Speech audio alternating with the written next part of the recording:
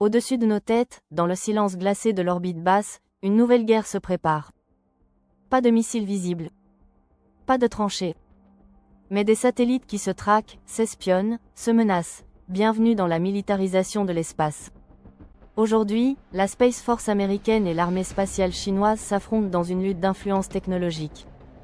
Mais ce combat est-il déjà perdu pour l'un des deux camps? Et que prépare la Russie dans l'ombre? Bienvenue sur Astrotech, la chaîne où la géopolitique rencontre la technologie spatiale. Attachez vos ceintures, on décolle. Partie 1 Naissance des forces spatiales, tout commence en 2019. Les États-Unis créent officiellement la United States Space Force. Mission, défendre les intérêts américains en orbite, protéger les satellites vitaux et préparer le combat spatial. Mais la Chine n'est pas en reste. Depuis 2015, Pékin a intégré ses capacités spatiales à la Force de soutien stratégique, SSF, qui fusionne guerre électronique, cyberdéfense et espace. Objectif, gagner la supériorité informationnelle dès le début d'un conflit. Quant à la Russie, elle capitalise sur l'héritage soviétique. Son force spatiale dépendent des forces aérospatiales, et combine défense antimissile, surveillance orbitale, et guerre électronique. Parlons puissance.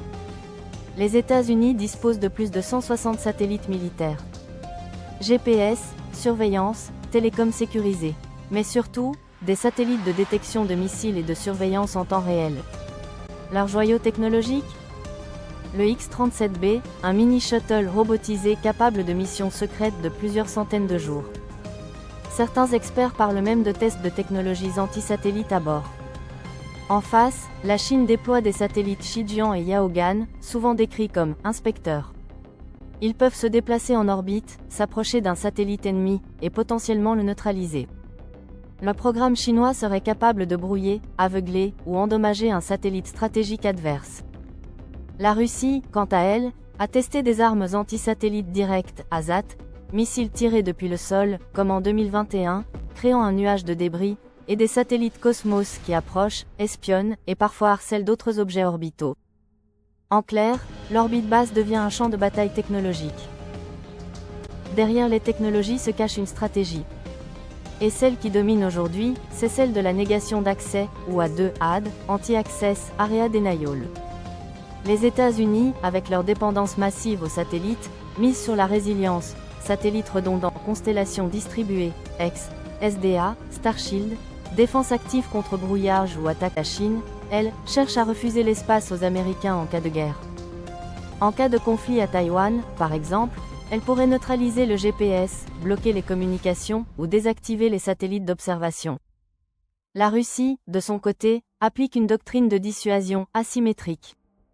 Elle compense son retard technologique par des capacités de sabotage orbital et de guerre électronique avancées. La doctrine est simple. Satellite celui qui aveugle les satellites ennemis. Gagne la guerre sur Terre. Symbole d'avertissement. Partie 4 risques et escalade 2 minutes. Mais ces stratégies ont un prix. Un conflit dans l'espace pourrait générer des milliers de débris incontrôlables. C'est le syndrome de Kessler, une réaction en chaîne rendant certaines orbites inutilisables pendant des décennies. Autre risque, la confusion. Un satellite qui s'approche trop près. Un test mal interprété, et une crise internationale éclate. Pire encore, le flou juridique. Aucun traité n'encadre réellement les armes anti-satellites ou la proximité entre satellites.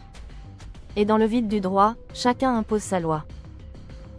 Peut-on encore éviter une guerre dans l'espace? Certains appellent à une « OTAN de l'espace ».